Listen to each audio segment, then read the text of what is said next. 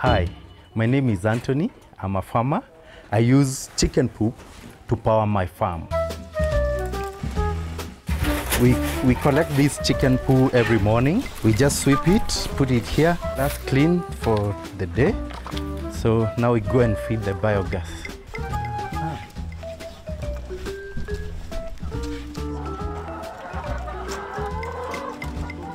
We are mixing this chicken poop with water just to make it flow easily in the biogas. So here is our biogas. You pour it in. This is the inlet. The outlet is on the other side. Biogas flows through that pipe, comes into these gadgets to remove any sulfurs and those bad smells. This is now hot water. This biogas, we heat the water for the fish pond, but this is the same thing that you can use for shower in the morning. Now I need to show you how biogas powers my house. Come with me.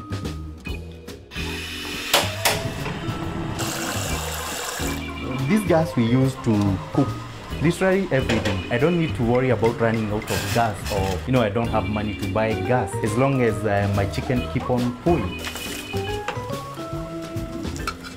Now it's time to power my car with biogas. This pipe brings biogas from the biogas plant, and this one is taking biogas inside the generator.